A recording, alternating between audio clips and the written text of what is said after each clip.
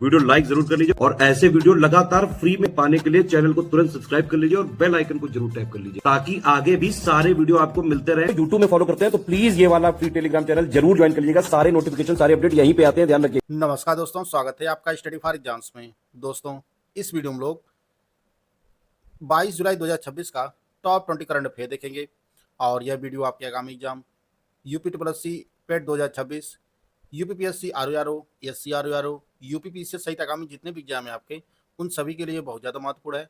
तो यह वीडियो शुरू करते हैं और देखते हैं आज का पहला प्रश्न हम लोग। आज का जो पहला प्रश्न है, 8वां global real estate brand award 2026 का आयोजन हाल ही में किस शहर में संपन्न हुआ है? तो यह बेंगलुरु में संपन्न हुआ है। 8वां global real estate brand awards जो है यह बेंगलुरु में आयोजित किया गया। अगला प्रश्न है, भारत का पहला एआई आधारित पक्षी अभ्यारण्य महाराष्ट्र के किस क्षेत्र में विकसित किया जा रहा है? तो यह थाने में स्थित है क्रीक फ्लेमिंगो अभ्यारण्य। यहीं पर जो है विकसित किया जा रहा है देश का पहला एआई आधारित पक्षी अभ्यारण्य। बी ऑप्शन इसका सही है। 21 जुलाई 2026 को लद्दाख के नुब्रा जिले में श्योक नदी पर किस नाम से बने रणनीतिक रूप से महत्वपूर्ण पुल का उद्घाटन किया गया है? तो इसका जो नाम है यह उदमारू पुल है। उदमारू पुल जो लद्दाख के नुब्रा जिले में श्योक नदी पर बनाया गया है और यह जो है भारत के रणनीतिक रूप से जो है बहुत ज़्यादा महत्वपूर्ण है और इसका उद्घाटन किया गया है 21 जुलाई 2026 को उदमारू पुल का। किस राज्य की जीआई टैग प्राप्त लाकाडोंग हल्दी को वैश्विक ब्रांड बनाने के लिए केंद्र सरकार द्वारा मिशन गोल्डन स्पाइस पहल शुरू किया गया है? यह जो जीआई टैग प्राप्त लाकाडोंग हल्दी है यह मेघालय के राज्य की है और इसके लिए केंद्र सरकार ने 175.45 करोड़ रुपए की जो है यह पहल शुरू किया है, मिशन गोल्डन स्पाइस। और यह पहल जो है 5 वर्षों के लिए शुरू की गई है। मतलब ये जो बजट दिया गया है 175 करोड़ रुपए का लगभग, यह 5 साल के दिया गया है, 2025 से 30 तक के लिए यह बजट जो है इस पहल के तहत खर्च किया जाएगा। तो इसका बी ऑप्शन सही है, मेघालय।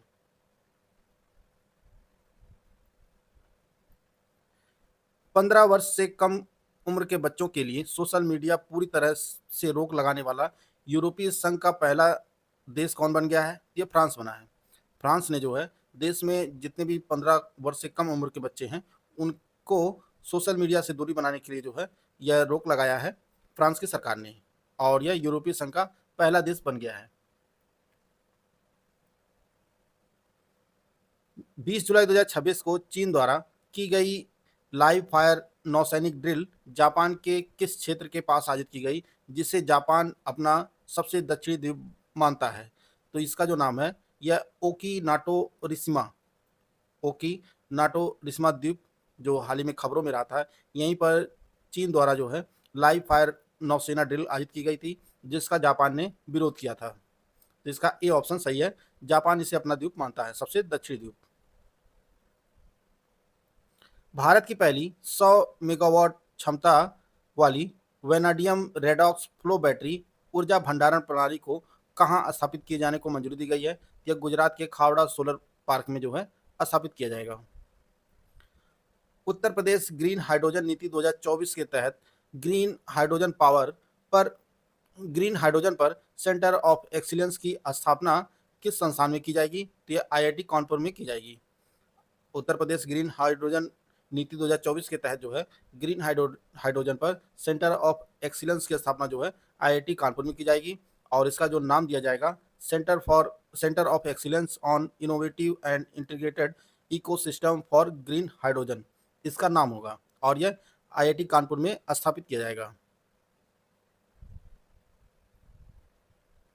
फ्रांस के मेनुइरेस में आयोजित अंतर्राष्ट्रीय शतरंज चैंपियनशिप में किस भारतीय ग्रैंड मास्टर ने स्वर्ण पदक जीता है? तो यह एस रोहित कृष्णा ने जीता है गोल्ड मेडल और तमिलनाडु के grand master S Rohit Krishna ने जो है स्वर्ण पदक अपने नाम किया है और वहीं पर तेलंगाना के राजा ऋत्विक ने इसी चैंपियनशिप में जो है सिल्वर पदक जीता है। सिल्वर, तेलंगाना के राजा ऋत्विक, इसका ए ऑप्शन सही है।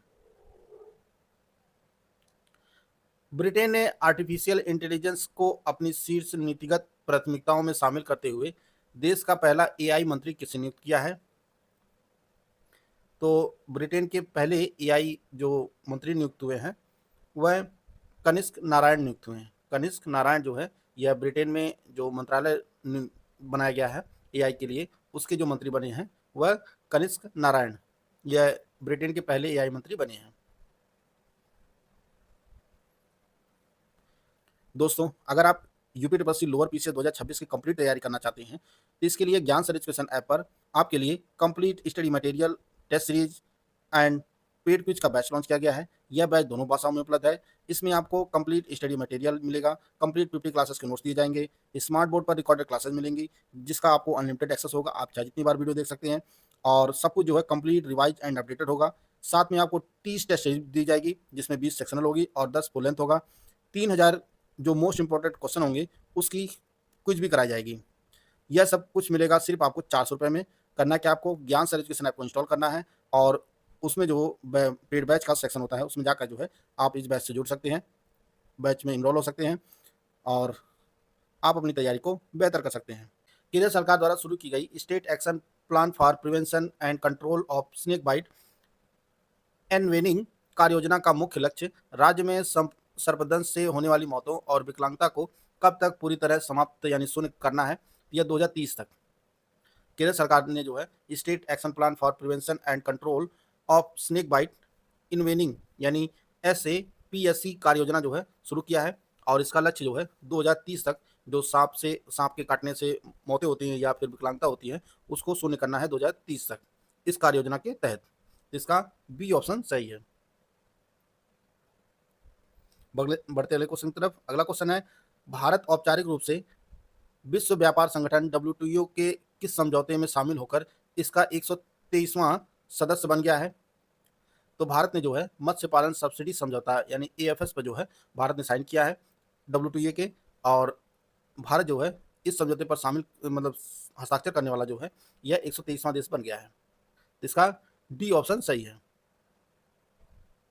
वर्ष 2027 में आयोजित होने वाले दक्षिण एशियाई खेलों के 14वें संस्करण की मेजबानी निम्नलिखित में से कौन सा देश करेगा? तो यह पाकिस्तान करेगा।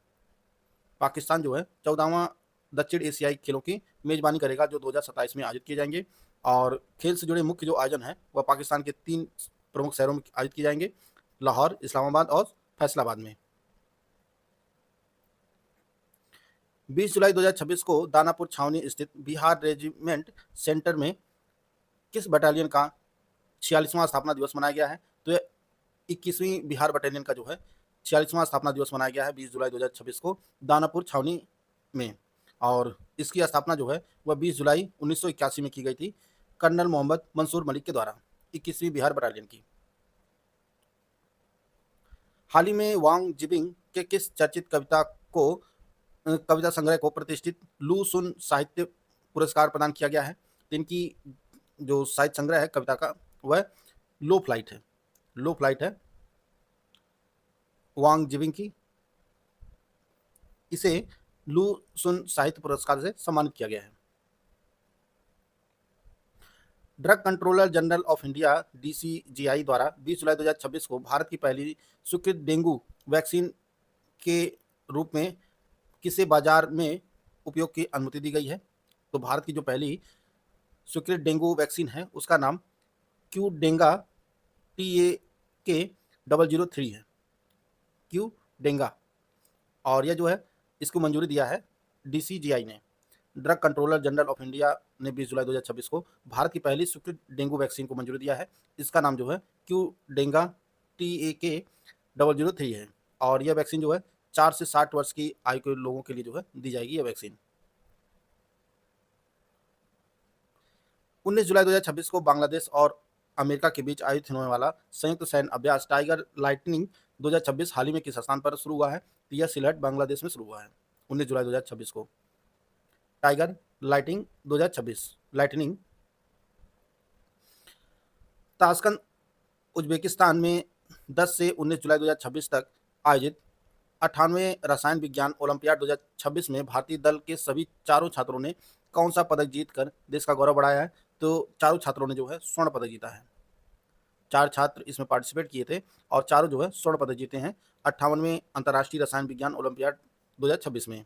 और इसका आयोजन जो है वह उज्बेकिस्तान के ताशकंद में आयोजित किया गया। जुलाई 2026 में किसने राष्ट्रीय अल्पसंख्यक आयोग के नए अध्यक्ष के रूप में पदभार संभाला है? तो राष्ट्रीय अल्पसंख्यक आयोग के जो अध्यक्ष बने हैं वह हरजीत सिंह ग्रेवाल बने हैं। हरजीत सिंह ग्रेवाल ने जो है अपना पदभार संभाला है जुलाई 2026 में। और राष्ट्रीय अल्पसंख्यक आयोग की स्थापना केंद्र सरकार द्वारा 17 मई 1993 को राष्ट्रीय अल्पसंख्यक आयोग अधिनियम 1992 के तहत जो है एक वैधानिक यानी सांविधिक निकाय के रूप में की गई थी राष्ट्रीय अल्पसंख्यक आयोग की। जिसका ए ऑप्शन सही है। 72वें राष्ट्रीय फिल्म पुरस्कारों में किस अभिनेत्री को उनकी फिल्म आर्टिकल 370 के लिए सर्वश्रेष्ठ अभिनेत्री का पुरस्कार से सम्मानित किया गया है? यह यामी गौतम को सम्मानित किया गया है। यामी गौतम को जो है 72वें राष्ट्रीय फिल्म पुरस्कारों में सर्वश्रेष्ठ अभिनेत्री का पुरस्कार दिया गया है। इसका डी ऑप्शन सही है। तो दोस्तों यह आज का करंट अफेयर था जिसको हम लोग कवर कर लिए हैं। पिछले दिन का करंट अफेयर एक बार हम लोग फटाफट रिवाइज कर लेते हैं। हाल ही में प्रकाशित पुस्तक द इंस्पायर्ड लीडर किसने लिखा है? तो यह अनिल सचदेव की पुस्तक है। अभिनेता राजकुमार राव को किस फिल्म को 72वें राष्ट्रीय फिल्म पुरस्कारों में बेस्ट हिंदी फिल्म का पुरस्कार मिला है? तो यह श्रीकांत मूवी के लिए दिया गया है। उत्तर प्रदेश के बाराबंकी जिले के रामनगर में स्थित किस प्रसिद्ध मंदिर का विकास काशी विश्वनाथ धाम की तर्ज पर एक भव्य कॉरिडोर के रूप में विकसित किया जाएगा? तो यह लोधेश्वर महादेव मंदिर है जिसकी घोषणा जो है हाल ही में मुख्यमंत्री योगी आदित्यनाथ जी ने किया है कि इसे कॉरिडोर के रूप में विकसित किया जाएगा।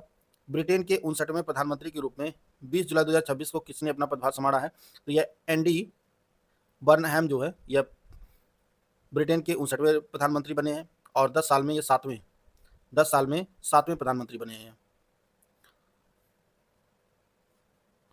20 जुलाई 2026 को लॉर्ड्स के मैदान पर वनडे मैच में 138 रन की शानदार पारी खेलकर इस प्रतिष्ठित मैदान पर वनडे शतक लगाने वाले पहले भारतीय बल्लेबाज कौन बने हैं? तो रोहित शर्मा बने हैं।